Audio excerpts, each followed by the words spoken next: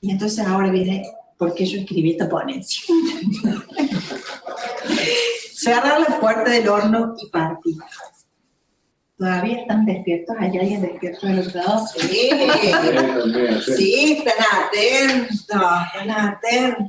Asumí la invitación de Miguel a revisitar el neoliberalismo como marco de la caverna solo porque estoy convencida de que es hora de una vez por todas de que cerremos la puerta del horno y nos vayamos de aquí. Ha sido desgastante y doloroso volver una vez más sobre esta historia, la del neoliberalismo, no la de la caverna. Más aún en este contexto en el que todo vuelve a empezar con más violencia, más cinismo y niveles de individualismo y fundamentalismo económico impensables hace tan solo 5 años atrás. Pensar al neoliberalismo en la larga historia del capitalismo y de la economía en general permiten revisar supuestos que obturan la posibilidad de imaginar y construir alternativas. Estamos atravesando un momento de la historia en el que, además de mirar la historia larga, tenemos que ampliar la mirada para comprender la metacrisis en la que estamos inmersos y que hunde sus raíces precisamente en el capitalismo y la manera de entender y construir nuestra relación con la naturaleza y con los otros para satisfacer nuestras necesidades. Si llegamos al punto de que es más fácil imaginar el fin del mundo que el fin del capitalismo, es porque hemos sobrenaturalizado una concepción del hombre, y sí, del hombre y de la naturaleza, y unos fines sociales que debemos revisar. Y cito a Mark Fisher. A medida que la idea de que no hay alternativa al capitalismo se vuelve un supuesto político generalizado, la conciencia retrocede. ¿Sí? Es lo mismo que dice Saramago respecto de nuestras barreras, ¿no? Cuando no entendemos, cuando se presenta como la única posibilidad, ¿sí? No hay que otras alternativas. ¿Puedo hacer una nota al pie? Sí. Cuando yo estudiaba en la facultad, yo empecé a estudiar ciencia política en la facultad en el 89. En el 92 teníamos economía y teníamos un profesor de economía. Él decía, no hay otra salida, ¿sí? La única salida es entrar en la globalización. Y yo me acuerdo patente que decía, es un túnel, ¿sí? Es como un túnel y al final está la luz, no hay otra, ¿no? O sea, se había caído el socialismo como alternativa y esta era otra. Y entonces lo que Fisher plantea es, cuando a vos te plantean que no hay otra salida, y bueno, es lo que hay, digamos, ¿no? Entonces la conciencia retrocede. Y sabemos con Saramago que lo único que tenemos por ahora como alternativa, no él lo dice en la conferencia que vimos en la presentación del ciclo, la única alternativa es la conciencia, ¿no? Y que no es individual, sino que se construye colectivamente a través del encuentro, del diálogo, de la acción, ¿no? Es lo que él dice en esta charla. Y nosotros ahora estamos en un encuentro, ¿no? Acá presencial y virtual, y entonces propongo algunas preguntas para inaugurar múltiples diálogos, no ya respecto al neoliberalismo y sus ruindades, sino de qué alternativas estamos dispuestos a construir. ¿Podemos revisar nuestros supuestos sobre la economía? ¿Nos arriesgamos a desmontar el encuadre, hijo de la modernidad capitalista, que nos pone por encima y no como elementos de la naturaleza? La modernidad pone al hombre sobre la naturaleza. Ese es un supuesto que nosotros tenemos. ¿Podemos revisar ese supuesto?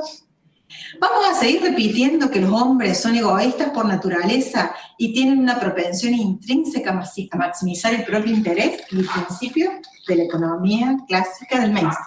¿Sí? Cualquier supuesto de la economía parte de la idea de que el hombre es racional y busca maximizar. La construcción de ese homo económico es otra historia, alucinante.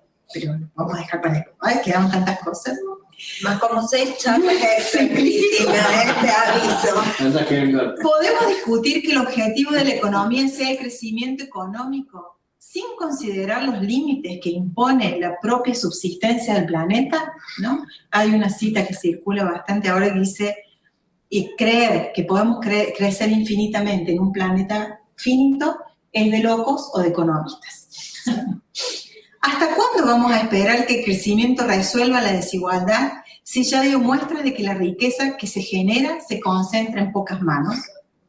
¿Estamos dispuestos a diseñar economías distributivas y regenerativas? ¿Podemos poner la vida y no la maximización del interés y no el crecimiento, ¿sí?, no el consumo. La vida en todas sus formas, la vida de la naturaleza, la vida nuestra, al centro de la sociedad y de la economía. Esa es la pregunta que hacen todas las economías ecofeministas en términos generales, ¿no? Que es la idea de que se cuestiona la economía mainstream por haber desplazado la vida del centro, ¿no? Bueno, y todo lo que es otra charla, la economía feminista, y lo que plantea, ¿no? Lo que sostiene en realidad a la economía actual, como la consideramos ahora, es en realidad la invisibilización de la reproducción de la vida. No hay posibilidad de capitalismo si no hay reproducción de la vida, pero eso está invisibilizado. A medida que eso no pase al centro, vamos a seguir reproduciendo. Estas preguntas y miles más inspiran y atraviesan numerosas propuestas de acción que, al igual que la conciencia a la que se refiere Saramago en su conferencia, no son sistemas económicos ni regímenes políticos, pero son caminos que siembran otros futuros, no uno, sino múltiples, en los que no esperamos que el mercado o el Estado resuelvan todo, sino solo aquello que pueden resolver, porque hay cosas que pueden resolver, pero que se incluya a las familias, a los comunes, a los ciudadanos en sus territorios. Acciones que ponen en primer lugar las necesidades elementales y abordan la construcción de sus satisfactores sin tomar a las demás personas ni a la naturaleza como meros recursos. Polanyi, que es un economista que yo otras veces he citado en la cátedra de Saramago, en su célebre análisis de la gran transformación que nos llevó de ser sociedades a sociedades de mercado, en 1944, escribió que, cito, permitir que el mecanismo del mercado dirija por su propia cuenta y decida la suerte de los seres humanos y de su medio natural, e incluso que de hecho decida acerca del nivel y de la utilización del poder adquisitivo, conduce necesariamente a la destrucción de la sociedad. En 1944. Y estamos acá nosotros, ¿no? Creyéndonos heterodoxos, todos nosotros, ¿no? A discutir con los ortodoxos para qué y quiénes debemos explotar las minas de oro, plata y cobre, sin revisar ni un instante si tiene sentido continuar destruyendo la tierra para que crezca el PIB. O intentando mantener trabajos por el solo hecho de que debemos trabajar para vivir, más allá de que sean trabajos de mierda, como señala Graeber, ¿no? Graeber tiene un libro que se llama Trabajos de mierda, también interesante. Trabajos de mierda, que para él los trabajos de mierda no son trabajos que sean insalubres ni antes, son trabajos, los trabajos burocráticos que no tienen que ver con el Estado, sino en empresas, ¿no? Un montón de analistas, un montón de cosas que saben que no sirven para nada, pero bueno, trabajan en eso, ¿no?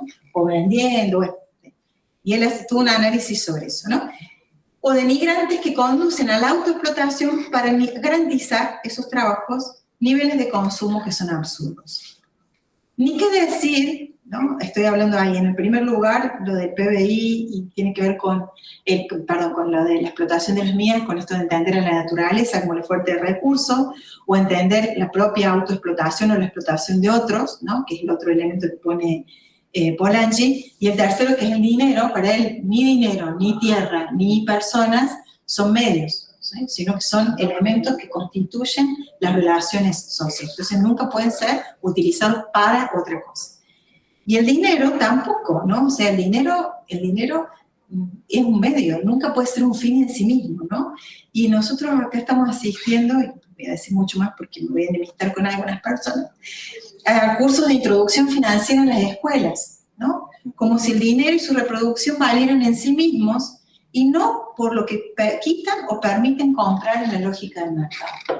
Todo, ¿no? La cripto, todo este desarrollo en torno al dinero que plantea esas cuestiones. Galeano va más allá y señala que, y cito, el capitalismo 2.0 estaba homogeneizando y absorbiendo la vida humana al punto de mercantilizar instancias antes impensables. Por ejemplo, la imaginación y las aspiraciones mediante la publicidad, ¿no? En el 44, Polanyi escribía no mercantilizar la tierra, las personas y el dinero, y lo que dice Galeano es que ya se mercantiliza la imaginación y las propias aspiraciones. Si hasta ahora, con todo esto que dije, parece que hubiera olvidado el leitmotiv del ciclo, la maravillosa novela de Saramago, con la que Saramago inauguró el ciclo, no, entiendo que toda la historia banal de este hombre que pierde su trabajo, como dijo Pilar en el primer encuentro, está llena de indicios respecto de esas semillas con las que sembrar nuevos futuros. Y entonces tomo distintas cosas que tienen que ver con lo que dije recién, ¿no? La relación con la naturaleza, la relación con el trabajo y la relación con el dinero. Para Cipriano, la alfanería nunca fue solo un oficio que le permitía subsistir. Era la tarea que había iniciado su abuelo y continuado su padre. Era el hacer que había transmitido su hija. Su economía jamás estuvo separada de ese vínculo amoroso y profundo con sus antepasados y sus descendientes, y tampoco de sus creaciones. Saramago no da ninguna pista respecto de cálculos egoístas por parte de Cipriano. Más aún, cuando debe traer de vuelta las dinámicas que el centro rechaza, él se interna en las chabolas con la furgoneta llena y le regala platos planos, platos hondos y un botijo para el agua al que le ofrece ayuda, con un diálogo entre ambos que los humaniza y los transforma, siendo la moneda de cambio productos de los cuales solo importa su valor de uso. Esas vajillas y el cántaro que da Isaura jamás tendrán un precio para quienes las recibieron de las manos de quien las hizo, y no podrán separar nunca esas manos y ese rostro como responsables de esa vasija que está en sus manos. La tarea que emprenden con Marta, ¿no?, para hacer las figuras, no responde a un afán de hacer crecer el negocio y el trabajo. Si bien arduo y esforzado, está tejido por el amor entre los dos. Si deciden hacer aquello es porque ponen la vida al centro, la reproducción de sus vidas, con lo que saben y con lo que pueden, sin mucha información y con confianza. Disponen de su creatividad y esmero para producir los muñecos que podrían darles de comer en el mañana. Encontrado y el moral junto al horno son naturaleza que enlaza su vida con la familia. Difícil pensar que ninguno de los integrantes considere meras cosas o recursos al perro y al árbol. Y hasta Marcel se saca el uniforme para poder establecer un vínculo con ese compañero especial. El autor da cuenta de su propio entendimiento de la naturaleza animal. Me encanta esta cita de lo que dice Saramago, ¿no?, al contarnos que, encontrado, ladró y ladró. Primero con inquietud cuando la figura del dueño pareció desvaírse en la penumbra del horno. Luego feliz al verlo reaparecer entero y con la expresión cambiada. Son los pequeños milagros del amor. Me encanta. ¿Y qué decir de la imaginación y las aspiraciones de Cipriano? Nada más alejado del control publicitario que los sueños y las cavilaciones del alfarero. Miguel, en su lectura sobre la caverna, plantea que como lectoras aprendemos, igual que Marcial, a sacarnos las vendas de los ojos y resistir a las imposiciones del mercado.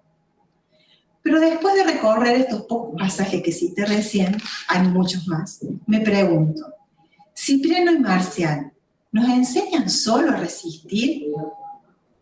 La invitación de Isaura, que el resto del grupo acepta, no es a resistir, sino a ir, ¿no?, dejarnos llevar por la corriente de lo que sucede, como si las fuerzas para resistir nos faltasen.